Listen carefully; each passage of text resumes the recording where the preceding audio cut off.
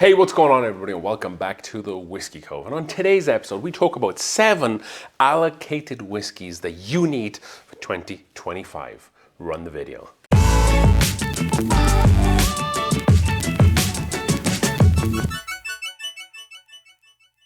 All right then folks, thank you for joining us for another new and exciting episode here on the Whiskey Cove, where we will be exploring 7 allocated whiskeys that I feel that you really need in 2025. Obviously, we're capping this list at 7 whiskeys. However, there are probably hundreds more after that. But these are just 7 that I really like right now that I think that you need. And let's talk a little bit about all these 7, shall we? So first up, it's going to be the Stag Junior 24D. This was released around January of this year. I really think that this year's edition really brought back Stag Junior since almost like they dropped the Junior name. I thought that since like the 2022, like the 22 A, B, C, D, since they dropped the Junior, I felt like these recent Stag batches haven't been up to par as much as maybe some gone by. But I do believe that this year, the 24D, I think that it brought it back to kind of what it was previously. The age on the Stag Junior is around about 7 to 9 years. We don't know for sure. And then the mash bill is undisclosed from Buffalo Trace. And obviously with the Stag Juniors, they're expensive in the sense of you can't just go and find them on the shelf for $65. I went over there because I was going to grab a bottle of Stag Junior. But because how hard they are to find. And this list, if these bottles were easy to find, we won't be calling this allocated list, would we? So just use that information as a rule of thumb as we talk about these bottles. MSRP on this is $65, if you can believe that. What we would all do to pay $65 for some Stag Junior, right? Every so often, I'm lucky enough that I might be able to find one a year, 1, 2 a year, maybe. I haven't been able to get one for like 18 months, I feel like, at this point. So it's been a while. However, I normally pay around $80 or $90, but still, you go in any other store, it's like $200. But Stag Junior, high ABV, high flavor, and it spares no expense. Very, very, very tasty whiskey. A lot of that Buffalo Trace, vanilla, oak, cherry, and you get much more of a cinnamon punch with this one. I always keep Stag on demand because it's just a fantastic bottle of whiskey. And if you're able to find it for $65, you are absolutely winning. Bottle number 2, and that is Old Forester, the Black Label, the 100 proof 50% ABV. I've kind of fallen in love with this bottle, and I'm so happy that Old Forester seem to be putting more out of these. And I don't know if this is like the proof point, and also it being a single barrel as well. But I've had the fortune, I've been fortunate enough to try like 3, 4, 5 single barrels of these Black Labels, and I love them every single time. Think like toasted nuts, think big cherry, like dark vanilla maraschino cherry notes, and then like Rice Krispie bar marshmallows, all blended together, balanced out really well. So the Black Labels are the 100 proof of 50% ABVs. The floor and the rick houses will vary, and like I said, it is single barrel, so there is going to be some variations between them. MSRP is going to be around $60, which is great. Yes, then you can also find the blue labels, which will be pushing 90 to 100. But the Black Labels should be around $60. And I think that if you're able to find them, I would probably grab a few, especially if you grab one, you open it, you go home, you taste it, and it's still good. Maybe go back to the store and get a couple more, because I don't know what the future will hold for the Black Labels, but I do feel like they're coming a little bit more available than they have in the past. Age stated, we don't know what the age is on these, and they probably vary a bunch just whenever the master blender, taster is ready to kind of release these single barrels out. And then the mash bill is also undisclosed as well, so I can't exactly give you that mash bill, but a very great bottle of whiskey that we love here in the Whiskey Cove just because of how well balanced that it is too. That is Old Forester 100 proof Black Label. Next up, and it's going to be 1792, aged 12 years. I feel like anytime we tend to do like a list or a tier list where it's like allocated bourbons, you need blah, blah, blah, blah, blah, blah, blah. This whiskey always makes an appearance because every year it is just so good. And I feel much like the Old Forester Black Label, I feel like it's been loosening up a little bit and you're able to find it a little more. This is from the Barton Distillery in Bardstown, Kentucky. And this proof point is going to be 98.6 proof. Much like the name would suggest, age 12 years, it is age 12 years. MSRP is going to be $80, so it has maybe creeped up a little bit in recent times, which is okay. It is a 12-year whiskey after all. And the price point is less than $10 a year, which is I'm okay with.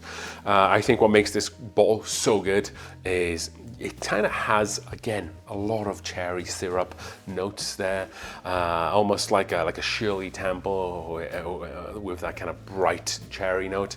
And then also on top of that, you get a really nice toasted wood presence. And the Barton Distillery do a really great job keeping everything consistent. Like I said, this whiskey just keeps coming back year after year after year. And that is just because it is just so good every year. I really like the oak and the wood presence here. The balance is there. The vanillas are also there too. Nice little bit of spice. Again, if we're talking about a whiskey that is in complete balance, this whiskey is it. It is very quintessential bourbon in my own aspect. The cherry, the vanillas, the wood, the spice. It has every one of those components, and they're all at equal levels and just hang out in harmony. 1792 do a really great job with it, and that is aged 12 years. Next up, and you need to find yourself a Jack Daniel's Coy Hill. Not any one of these imitators where people are like, I have this barrel proof Jack Daniel's Tennessee whiskey, it's the black bottle, but it was from the Coy Hill Rick. No. You need to get the red labeled Coy Hill that is on screen right now that you were able to see. These Coy Hills are very, very, very special. There might be other whiskey that are from the Coy Hill, but I think they still keep the best of the best in the rick houses for these bottles. You need to be able to find one. It has some very similar notes to like Old Forester stuff, but also has more like banana nuts, warm banana nut bread there. It's so approachable, so savory. It can be well up there in proof, like 155 proof at one point, but it drinks so much below that. I have like a 130 proof bottle and it drinks like 110 proof. I don't know how they're able to achieve it. Maybe it has something to do with the charcoal mellowing that they're able to achieve with the Lincoln County process. But it just is so approachable, and it's very chewy too.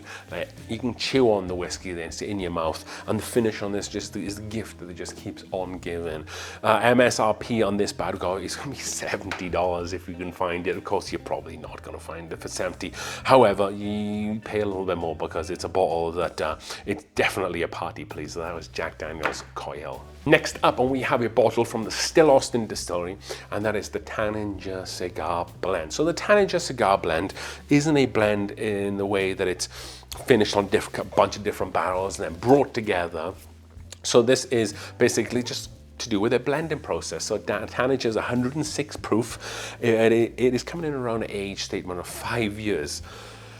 There's something about Texas whiskey. There's something that is in the air. The youthfulness doesn't really come through as much in that state that it does in other states. Maybe it's the sweltering heat that they have, but they've really been able to knock it out of the park, Still Austin, on this release.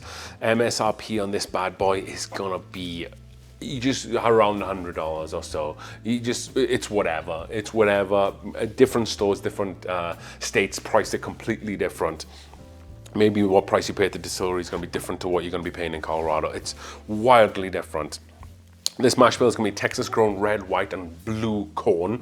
And then the finishing technique is going to be blending barrel aged water into whiskey to enhance flavor. But it's, like I said, not balanced finish. Notes rich, really rich and complex. A lot of caramelized wood. Think of like Texas heat. Like a lot of the almost like mesquite flavors you get a lot from a lot of Texas whiskey is in this too. Like I said, a proof 106 proof, and it drinks so good with a cigar. I was able to try this a couple of times. Local cigar lounge that are here, someone brought it. I did have a few more sips than I probably should have had, but I also brought some Stag Junior as well, so I think it was a pretty good deal that we were balanced between. And like I said, they're not using different barrels. It's like how the different barrel finishes. It's all to do with the blending. I think that Nancy, the nose down there at Still Austin, has just done an incredible job. And if you don't know who she was made almost famous by the Joseph Magnus cigar blends. This is this one here. So she had a big part to play in with this, and now she's working down in Still Austin doing some incredible stuff there. So that was Still Austin Taninger.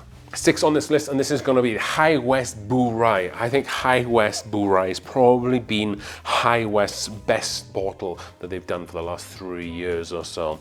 Previously, obviously, was the Midwinter Night's Dram, but there's just whoever's in charge of the Boo Rye at High West, they do an incredible job. What is a Bourye? It's a blend of bourbon and rye whiskey. This is some of their own distillate, but mostly all sourced because the age is 10 years. So they're still sourcing for this whiskey. So probably a lot from MGP, if not all of it. But in the past, they have sourced from 1792 Barton.